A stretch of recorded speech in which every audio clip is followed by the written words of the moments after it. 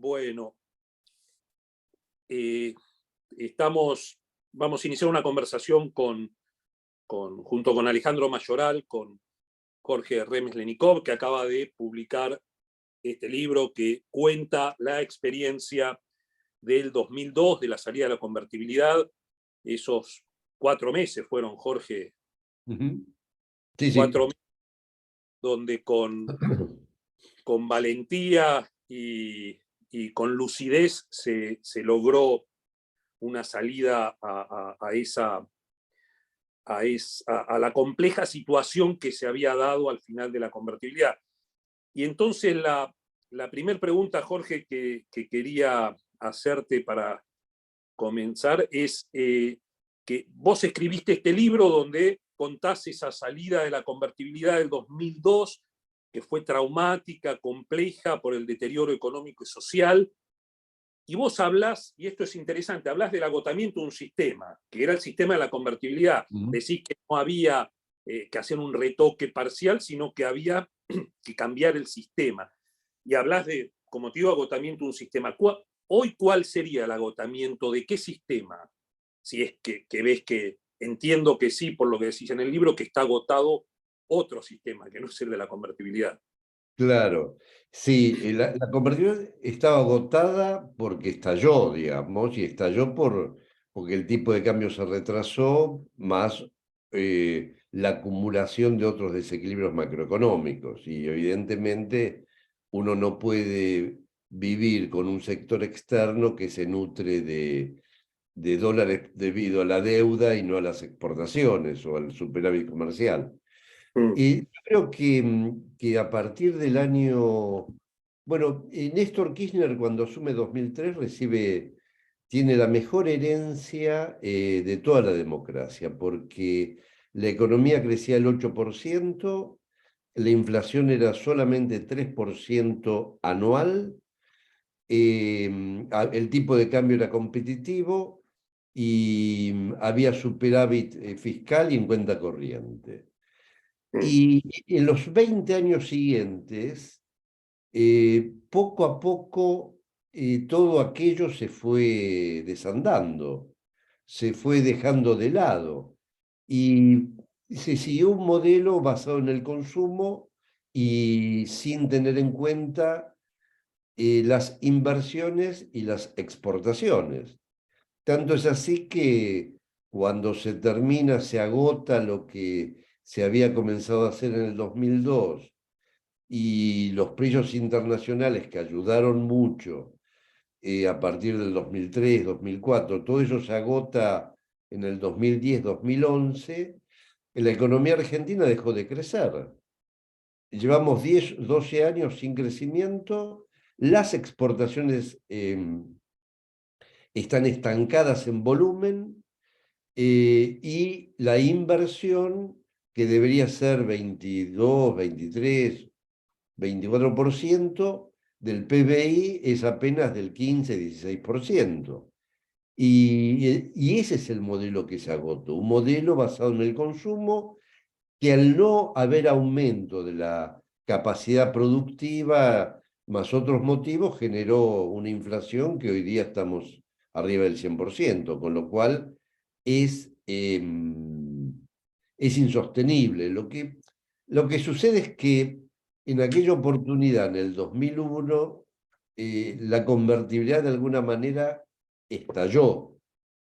En cambio, este sistema va estallando en cuotas, digamos, lentamente, y es como que la sociedad va internalizando, y se va acostumbrando, y eso tiene, a mi modo de ver, ciertos, entre comillas, inconvenientes para la acción política futura. Pero ese es el sistema que se agotó. Claro. Está bien, yo te agregaría un punto a lo que decías, digamos, que se agotó un sistema de consumo que no puso el foco en la inversión y en las exportaciones. Pero digo, la otra característica interesante, me parece, digamos, de este modelo es la expansión del gasto público corriente, como nunca había habido en la economía argentina, que vos lo destacás. Yo creo que ese es un elemento central. que el gasto público pasó de 25 puntos, el gasto público agregado, nación, provincias y Sí. municipios, en el promedio del 60 al 2009, 60 a 2000, a más del 40, es decir, más de 15 puntos de gasto público corriente. Y eso te generó el desequilibrio macro, la alta presión impositiva, la inflación y sobre todo, y acá engancho con lo que vos decís, te destruyó el proceso inversor, ¿no es cierto? Sí, Y absolutamente. Y como vos señalabas, el aumento tan acelerado del gasto público, que se debió, como vos lo señalabas también, no a la inversión, sino al aumento de la cantidad de personal, a los subsidios a ciertos servicios como energía y transporte, y al déficit previsional generado por la incorporación de nuevos jubilados sin que hayan hecho aporte. Decía que ese fuerte aumento del gasto derivó en el aumento de la presión tributaria, en la emisión y la deuda, y los servicios no mejoraron. Todos sabemos lo que pasa en la escuela pública, en los hospitales, en la seguridad, y paralelo a eso, y como consecuencia del modelo, también aumentó la deuda, perdón, la pobreza, por más plata que se le ponga. Entonces, creo que ese modelo es lo que está agotado. bien, interesante esto que decías antes de que en su momento en la convertibilidad hubo un no va más y ahora ese no va más viene en cuotas, porque, y te cito medio textualmente, decías que 4 días antes del 19 de diciembre del 2001, es aquel fatídico 19 de diciembre del 2001, vos te juntaste con el equipo y decían no va más. Todos los indicadores eran muy negativos, decía riesgo país, salida de capitales, caída de la recaudación. Y esto es bien interesante, la relación peso-dólar en Montevideo estaba próxima a 2. Ese indicador era Claro. ineludible, que la convertibilidad no existía más. Y después decís que el déficit fiscal y el déficit en cuenta corrientes parecían irreversibles, la caída de reservas y la corrida contra los depósitos que no podían revertirse. Hoy, sin embargo, hoy hay algunos indicadores que uno puede señalar como indicadores del no va más, ¿no es cierto? Digo, la falta de reservas en el Banco Central, la falta de acceso a financiamiento en moneda dura ya los organismos están diciendo basta, no hay más, y esto, este es un no va más, digo, sería un poco como, me parece como esto que señalabas en el 2002, que el tipo de cambio ya no era más 1 a 1 en Montevideo. Aparte de la Claro. brecha, el riesgo país, digo, aparte de todos los otros indicadores que dan muy mal como en aquel entonces. Lo que pasa, sí, sí, totalmente de acuerdo. Yo creo que pero hay una diferencia, me parece, porque uno en aquella oportunidad y en esta, desde el punto de vista económico, dice no va más. Mm, Ahora, ¿cómo se expresa eso en la población? En aquella oportunidad toda la gente salió a la calle. mm, Cuando la crisis del no va más es gradual, al sí, internalizarse, no es que la gente salga a la calle a cambiar el cambio de modelo, a pedir el cambio de modelo. sí, Y yo creo que este punto es importante a los efectos de la implementación de otra política económica. mm, ¿Por qué? Porque en aquella oportunidad la dirigencia política estaba tan asustada, váyanse todos, que no quede ninguno, que hizo posible que se pudieran sacar leyes básicas y se hiciera el acuerdo de Duhalde con Alfonsín. mm, mm, Al ser gradual el deterioro, me parece, que va a dificultar o puede llegar a dificultar el llevar adelante una política distinta a la que se lleva ahora. Ese es el punto, me parece a mí, que impacta en la política. Perfectamente entendido. Ahora, estamos hablando de hoy. Hoy es 12 de mayo. Lo que digo es, falta las Sí, PASO en agosto, faltan la primera vuelta en octubre y probablemente una segunda vuelta más adelante. Lo que digo es, podés tener, digo, Dios no lo quiera, pero digamos, nos estamos acercando a una situación de proto-hiper. Digo, Sí, sin pero reserva, sin acceso al perdóname. financiamiento, con una dinámica de precios compleja y con un poder político muy resquebrajado y con una transición política que tiene las complejidades de...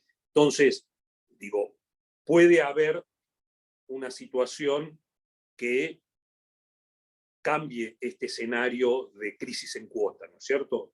Sí, Un eso evento.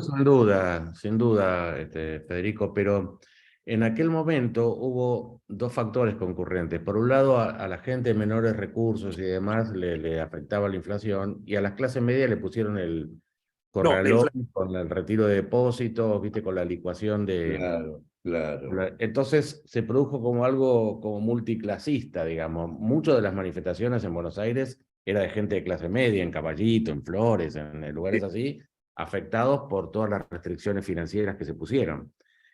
Hoy lo que hay es, sobre ese sector no hay tanta presión financiera, o sea, no les están confiscando nada, más allá que la inflación le confisca, y en los sectores más populares hay una ayuda social que por ahí no alcanza, pero que contiene. Entonces, por eso yo creo que también se da este tema como Sí. la rana que la tirás al agua hirviendo o le empezás a calentar de a poco y no se da cuenta, ¿no? Eso es cierto. Yo creo que cada día hay medidas nuevas exóticas, con lo cual te demuestra, por ejemplo, ahora las navieras le están diciendo a los clientes en la Argentina que no le van a aceptar fletes pagaderos en destino, sino que le pongan la plata afuera, y Claro. chao, si no te embarco. Y entonces el gobierno además ha sacado en el día de hoy una circular del Banco Central que dice que si no solo la empresa, sino si los dueños, gerentes que yo de la empresa han hecho contado con liquidación, no le dejan hacer estas operaciones de fletes. Es una cosa disparatada, ¿viste? Entonces, Claro. es probable que están las dos cosas. Lo que yo digo es, la situación tiene rasgos menos explosivos, por lo que decía Jorge, y por otro lado, lo que vos decís también es cierto, es que cada día empiezan con cosas peores, ¿no? O sea... Sí, No se Claro, sé cuál de los claro. juegos. Ahora, yo creo que lo que dicen es muy cierto, pero también es muy difícil imaginar qué puede pasar de hoy, 12 de mayo, a diciembre, Mm, porque está el tema de la hiper, que puede haber, más que hiper, un mayor aumento de los precios, pero ya incluso con 8% mensuales es imposible de funcionar, y la falta de dólares va a generar mayor recesión, por lo que decía totalmente. recién Alejandro.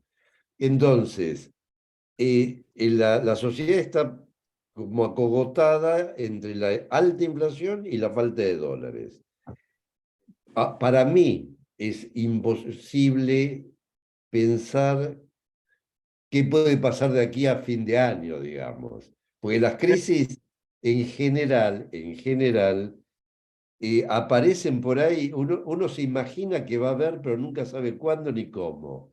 Y aparecen de golpe, ¿no? La verdad. mira, la famosa frase de Dornbusch que decía, las crisis económicas tardan más de lo que uno creía en aparecer y se suceden más rápido de lo que uno espera.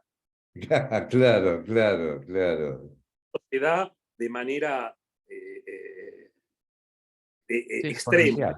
Claro. Sí. Claro, claro.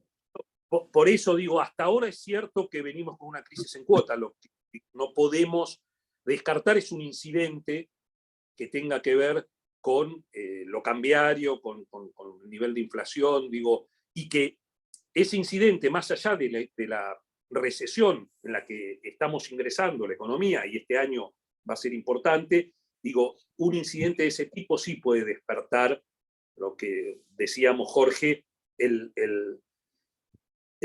puntapié para que la clase dirigente, y me interesa esto que nos cuentes un poco, la clase política se junte para darle apoyo político a un plan de salida de este sistema agotado. Y ahí vos no sé si lo decís en el libro, pero los otros días nos comentabas en un almuerzo dos cosas, la importancia de ese acuerdo político entre Duhalde y Alfonsín, y lo otro que es bien interesante es el tema de la confianza entre los actores. Ya no los actores políticos arriba, sino, digamos, quienes llevaron adelante esto, vos con tu gente, con el radicalismo. Digo, contá un poco la centralidad de lo político en una salida de este tipo. A ver, siempre lo político define lo que va a pasar en la economía, porque el ministro de Economía de turno, que fue nombrado por el presidente, para tomar medidas legislativas tiene que tener el acuerdo de la política. El Banco Central lo mismo. Entonces, si no hay un arreglo desde la política que permita tener una mayoría en el Parlamento, es muy difícil manejar la situación, porque el que venga a fin de año va a tener que tomar medidas que tengan necesariamente que pasar por el Congreso. La ventaja que tuvimos nosotros, entre comillas, fue el acuerdo de Duhalde Alfonsín, y convengamos que en esa época, por un lado, Duhalde era un claro líder de una parte importante del peronismo, y Alfonsín era un claro líder de una parte importante del radicalismo. Y por la experiencia que yo he tenido en la provincia y después como diputado, si bien hay diferencias en esa época, ¿no?, entre el peronismo y el radicalismo, siempre hubo diálogo. Y las diferencias, la verdad, no eran tan grandes. Había diferencias, pero siempre hablábamos y conversábamos. Y después, obviamente, la campaña electoral, cada uno pretendía ganar como corresponde. En el Congreso ayudó también que en el Congreso yo era diputado y con Lamberto, que era de Santa Fe, también diputado, éramos un poco los referentes del PJ en el Congreso, en el bloque nuestro, y Baglini y Jesús Rodríguez lo eran con los radicales. Y nosotros, de tanto estar juntos, nos teníamos mucha confianza, nos conocíamos, sabíamos, y siempre llegábamos a algún acuerdo. A principios del 2002, cuando tuvimos que sacar las leyes, charlábamos con ellos, y si había algún detalle se arreglaba por teléfono, digamos, porque había confianza mutua. La diferencia, y eso es central, porque en última instancia también en la época de Cafiero, después con Duhalde, Alfonsín y los radicales, nunca hubo insultos. Vos podías decir no me gusta, vos hiciste mal esta cosa, está bien, eso es parte de la democracia, pero no había un corte. Ahora, yo creo que las posiciones están muy extremadas entre los dos grupos más importantes, que es el Frente de Todos y Cambiemos. Y son alianzas, ¿no? Porque en Frente de Todos hay kirchneristas, peronistas, en Cambiemos hay radicales, está la gente del LITA, está obviamente la gente del PRO, y, o sea, de alguna manera todos los partidos políticos de Argentina, sacando los más pequeños, participaron del gobierno los últimos 20 años. Y lamentablemente las posiciones se fueron extremando, y eso se ha dado el nombre de la grieta, digamos. Con lo cual no es fácil llegar a un acuerdo. Máxime, hoy día hablar de esto es más difícil porque no sabemos quiénes van a ser los candidatos finales de unos y otros. Y el problema yo creo que se agrava porque al aparecer un tercero, que es Milei, le va a quitar, haga la performance que haga, digamos, pero le va a sacar votos a, a Cambiemos y al PRO, a Frente de Todos.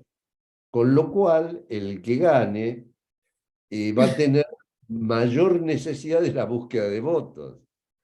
Una cosa es que te falten en diputados 7 votos, 15, 10 votos y otra que te falten 20. Conseguir 20 votos, bueno, todos nosotros somos economistas y sabemos el valor de la cosa marginal, digamos. Claro. El último voto en el Congreso vale Oh, una fortuna. Es dificilísimo conseguir ese último voto para hacer la mayoría. Entonces, pero es complicado eso. Ahora, yo creo que si prevalece un poco el sentido común y sobre todo los intereses del país, y mm. bueno, en algún punto se van a tener que juntar, porque es una vergüenza que en plena democracia haya dos partidos que concitan la atención, no sé, del 60% del electorado, o más, por lo menos fue más en la última elección, no puedan hablar entre ellos. Es una vergüenza. Y en el fondo, sin querer extremar las cosas, es un signo de adolescencia, digamos, y antidemocrático, no poder hablar, porque la esencia de la democracia es el consenso, el acuerdo, la conversación, ¿no? Sí, es Sí, verdad. y ahí también contás en el libro una anécdota muy eh, que ejemplifica esto que recién mencionabas, y que es que cuando al asumir Dualde te dice vamos a verlo a Raúl, y que está con Juan Zurruil y le contás lo que vas a hacer. Y me decías que esa reunión donde vos dijiste, bueno, vamos a salir de la convertibilidad, vamos a especificar los contratos, vamos a reestructurar los pasivos, fue una reunión donde duró 20 minutos, que Eh, Alfonso, eh, y porque digo, era parte de la época, ¿sí? Eh, eso cuando muestra y muestra que había una idea en común de hacia dónde ir. había, a ver, había una idea de que había que salir de la convertibilidad. Y ese acuerdo fue exclusivamente para salir lo más ordenadamente posible de la convertibilidad. Y yo recuerdo que en el 2002 había algunos que decían que había que aprovechar para hacer las reformas estructurales, para esto, para aquello otro. Para eso no era el acuerdo. Y yo creo que estuvo bien, porque vos cuando estás en una crisis, y una crisis fuerte, no puedes tocar, cambiar, arreglar la macroeconomía y también negociar junto con eso la reforma laboral, la previsional, los impuestos. No te da ni el tiempo y los legisladores no te lo van a aceptar. Porque vos no lo Mm. podés recargar en una semana de tantas cosas, porque después el legislador tiene que volver a sus lugares, tiene que explicar, y no le da el tiempo para estudiarlo eso. Es una cuestión de sentido común. Mm. Nosotros nos abocamos solamente a los temas del corto plazo. Sí, Y en eso aparte, hubo Jorge, acuerdo con Alfonsín y Zurruil porque implícitamente o explícitamente pensaban lo mismo sobre grandes trazos. claro. Un acuerdo que hubo que firmar y que se ponía específicamente cada punto. No, no, fue un acuerdo, como se diría antes, de caballeros, que dijimos vamos a salir, vamos a especificar, etcétera, y el acuerdo se cierra cuando a los 20 minutos terminamos, nos levantamos, nos dimos la mano y chao, y ese fue el acuerdo. Sí, incluso lo que vos decías de agregar temas estructurales a la discusión de corto plazo, cuando vos tenés que llegar rápido a un acuerdo, porque si no todo se vuela por los aires, mientras más temas metas, más posibilidades de Claro, discrepancia hay, obviamente, porque siempre, obvio, claro, entonces, no vas a claro. terminar viendo la coyuntura que es para lo que convocaste de último extremo, ¿no? Porque incluso, Alejandro, pedían también que en esa época que había que hacer un acuerdo social y económico con todas las Sí, cámaras, la CGT. sí, sí. Era imposible, porque vos no podías Ah, perder un acuerdo de esos. Todos nosotros sabemos de nuestra historia y que esos acuerdos nunca pasaron de la primera foto. Y claro, Sí. te podía comer 4 o 5 meses, qué sé yo. sí, claro, exacto. Y entonces, Jorge, ¿cuáles fueron los puntos centrales? Tuvieron que ver con la macro, con el sinceramiento de precios, con los equilibrios macro, decís vos, y una nueva estructura de contratos, que era importante por el tema de la dolarización. Bueno, sí, después ligado con eso estuvo todo el tema de los derechos de exportación, el tema de la deuda pública interna, que eran los bonos garantizados, que los renegociamos y los especificamos a 1,40 por 1. Estuvo, bueno, el tema de la devaluación, la liberación del mercado de cambios, digamos, todo eso se fue arreglando, no en esa primera reunión, porque no discutimos el programa completo. Eso se fue agregando y charlando con los radicales para llegar a los acuerdos. Y cuando Baglini y Jesús Rodríguez nos venían a ver, también venían con asesores económicos y con miembros del partido. Y también con los sectores económicos se conversó. Esto es importante, Y porque se, digo, hubo un sí, consejo también con la banca, con la industria, sí. con la producción, porque Cuando se eh, especifica, la primera reunión que tenemos es con la Unión Industrial. Y ahí se acordó, digamos, el tipo de especificación. Y a partir de ese momento, un sábado y un domingo, me acuerdo, hicimos reunión en el Ministerio de Economía que estaban todos los sectores de la producción, la construcción, bueno, la Unión Industrial, los sectores rurales, los bancos, la construcción, y también en paralelo yo hablé con la CGT. claro, En esa época, entre comillas, también teníamos una ventaja y es que la CGT era única y estaba manejada por el peronismo. Y claro. el peronismo, la CGT, siempre es, digamos, se puede discutir, no son Sí, es acuerdista, digamos. permanencialistas, Ah, son acuerdistas. Claro. Y hoy día tenés 3 CGT y tenés los movimientos sociales que tienen una claro. fuerza muy grande, te manejan la calle. Lo que vos decías, Alejandro, de que en el 2001 estaban los sectores medios y que salieron a la calle y demás, hoy día, y los pobres, pero hoy día los pobres están dentro de los movimientos sociales, ¿no? Claro. Yo Sí, creo que la economía, creo, ¿no?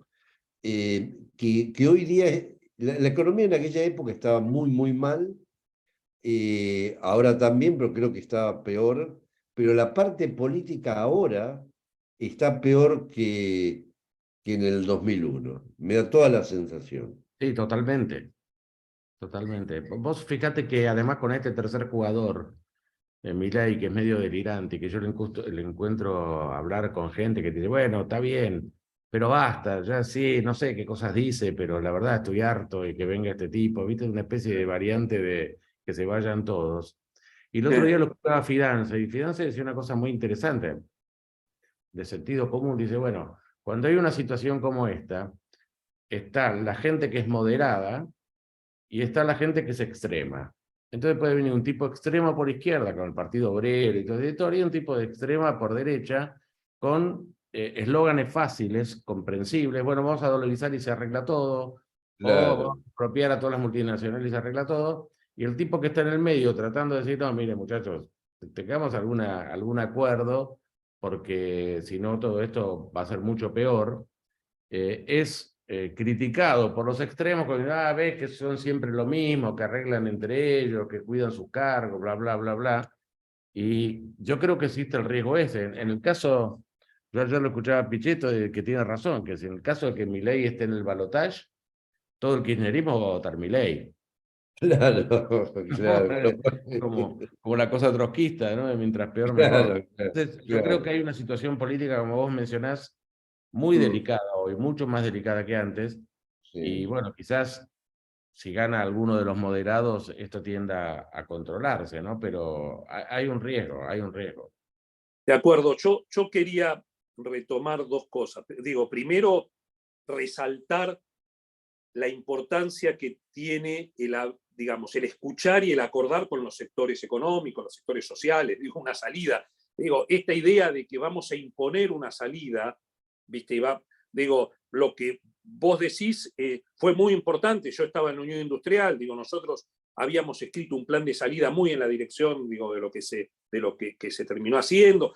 El Claro. apoyo y la Unión Industrial había acordado con los bancos y los bancos estaban de acuerdo. Digo, esto era central para... Entonces, primer punto, hay que lograr esos consensos con los actores sociales. Y lo segundo que quería que nos comentes, Jorge, digo, es el tema, recién decía Alejandro Milei y la dolarización. Volvió la dolarización. Digo, en aquel entonces el programa alternativo era la dolarización, ¿no es cierto? No salir de la convertibilidad, que era lo que en última instancia había propuesto Cavallo al final. Dolaricemos, tiremos la llave, cerremos y tiremos la llave al océano. Y entonces yo ahí te pregunto, en aquel entonces era posible, yo creo, era posible. Hoy no hay ni la posibilidad fáctica de hacerlo, pero bueno, ¿cuál es tu consideración acerca de este nuevo camino mágico? A ver, ya Menem en el año 90, con Roque Fernández y Pedro Pou, en el año 97, 98, cuando la convertirá podía mostrar algunos problemas, ellos pensaban en subir la apuesta y dolarizar. La dolarización te ata más de por vida que la convertibilidad. Ahora, nosotros nos opusimos en aquella oportunidad. Las presiones eran muy grandes y nos opusimos porque con la dolarización, primero, perdés el instrumento de la política cambiaria y de la política monetaria. Y uno piensa que para un país en desarrollo tiene que tener la mayor cantidad de instrumentos posibles disponibles, digamos. Lo segundo es que quedás atado a los vaivenes del dólar, que a su vez está vinculado a la política de Estados Unidos y a la política de la Reserva Federal y también a consideraciones geopolíticas. El dólar se devalúa y se revalúa, y cuando te revalúa, y que también pasó en los 90, vos que también revalúas tu moneda, y no tenés el nivel de productividad y de diversificación productiva que tienen los Estados Unidos. Vos, para sostener un tipo de cambio fijo, en este caso con Estados Unidos, de por vida, la productividad tiene que crecer al mismo ritmo que la del país emisor de la moneda. Y por otra parte, se necesitan muchos miles y miles de millones de dólares para sacar los pesos y poner los dólares. Alguien que calculó dijo que se necesitan unos 35.000 millones de dólares y ahora no podemos conseguir ni 1.000 millones de dólares para pagar unas deudas que tenemos por importaciones. Es un absurdo. Total. Y por último, que yo creo que también es terrible, porque es el pensamiento mágico, es creer que cambiando el signo de la moneda vos resolver los problemas reales de la economía. La competitividad, la productividad, el empleo, los déficits en cuenta corriente, fiscales, no tienen que ver con el nombre de la moneda. Tienen que ver con una estrategia de crecimiento que vos tenés que ir armando en paralelo al reordenamiento macroeconómico, porque si no, todo sería fácil, digamos. Y le puedes cambiar el nombre de la moneda, o le sacás 2 ceros o 3 ceros y decís, bueno, empezamos una nueva vida. No, no es así. Bien, Lamentablemente se está planteando, y por lo que uno escucha a la gente que le digan hay que dolarizar y con esto arreglamos, a más de uno lo convencen y caer en el voluntarismo, en la magia es terrible, ¿no? perfecto, Jorge. Yo la última pregunta, no sé si Ale después quiere agregar algo, pero yo, de cara al futuro, vos hablás en el libro de la construcción de una economía normal y hablás del corto plazo y del largo plazo. Y decís, el corto plazo, una macroeconomía equilibrada y estable, y ahí decís dos temas. La estabilidad de precios relativos es clave y la estabilidad de agregados macro es clave. Y en el largo plazo mencionás los factores de la producción, la productividad y la competitividad. ¿Qué crees que este es un desafío grande? Decías, recién señalabas las dificultades políticas que hay. ¿Y qué otras, digamos, qué otras diferencias o similitudes ves con aquella operación de política económica? Digo, por ejemplo, la existencia de la inflación me parece claramente es un signo distintivo hoy respecto de aquel entonces. Pero Sí.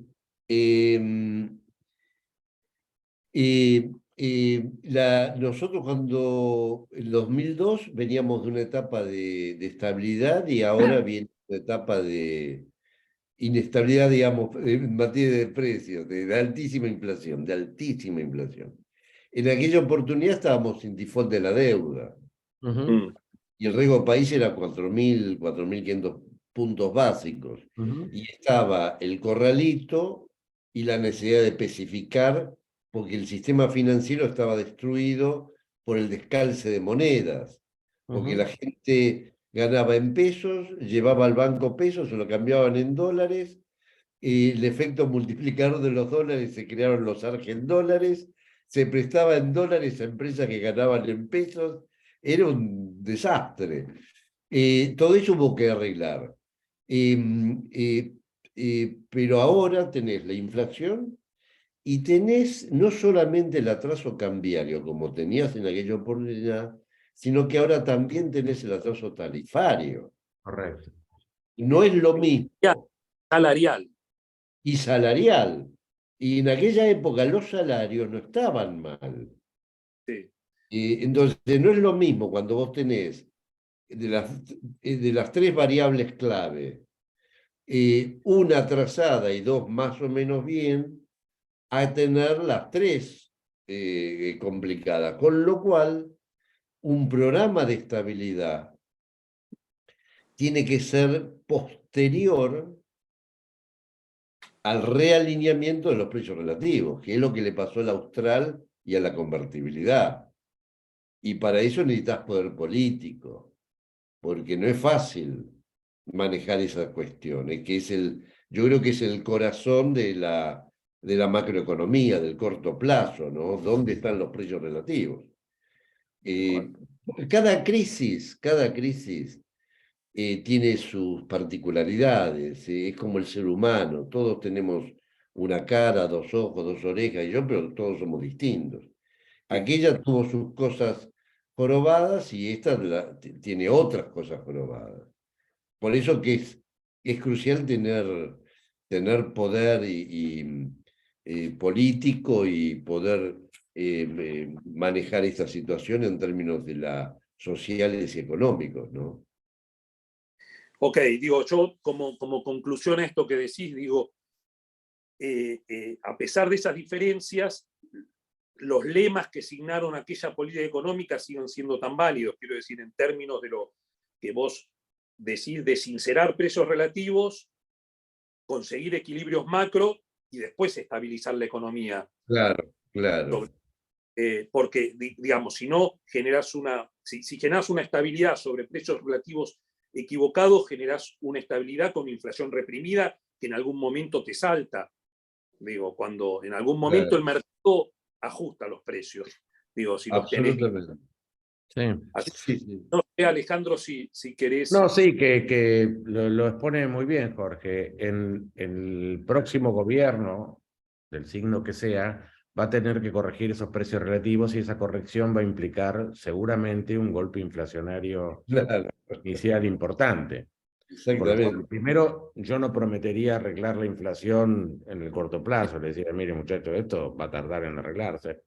Y ahí no sé, eventualmente, sobre todo por los sectores más vulnerables, pensar en qué cosa hacer para compensarles. O sea, si compensás todo, ¿para qué hiciste el quilombo también, no? Pero, ¿cómo compensar desde cierto punto de vista a aquellos sectores que van a sentir más el impacto inflacionario que otros? Porque vas a tener que corregir el tipo de cambio, quizás hasta se duplique, por lo menos inicialmente.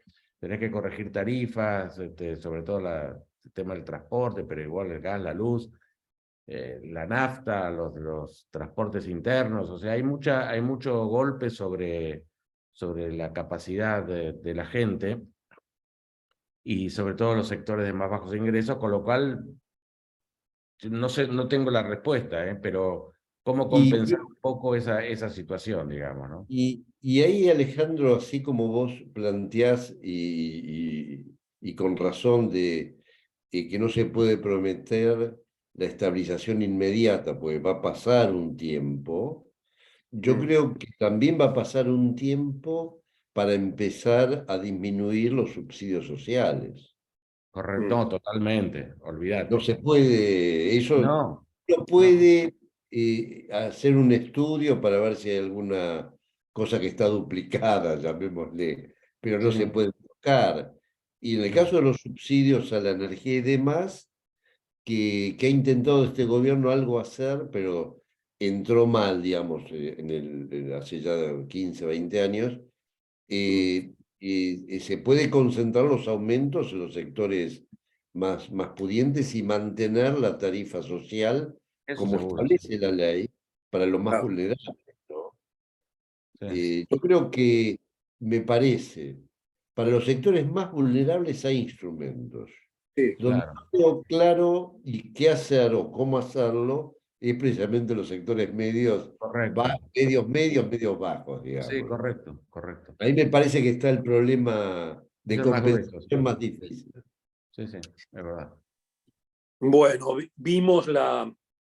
vemos la complejidad de lo que tenemos enfrente y, y nada, y acá está el libro de Jorge, sobre el cual dialogamos con él desde Sistémica. Agradecerte mucho, Jorge, este tiempo. Sabemos que tenés un montón de citas periodísticas y reportajes a causa del libro, pero siempre es bien interesante contar con la visión de la experiencia, que no es la teoría, no es los que hablan desde la tribuna, digo, vos hablás desde la experiencia concreta de haber pasado y haber vivido en carne propia esos momentos que son tan difíciles, de ajustar lo que está desajustado y dejar la economía en un sendero que pueda empezar a crecer. No, gracias a ustedes el llamado y la verdad que muy buenas las preguntas, pues me hacen pensar y nos hacen pensar a todos de las cosas más importantes. Así Seguro. que el agradecido soy yo.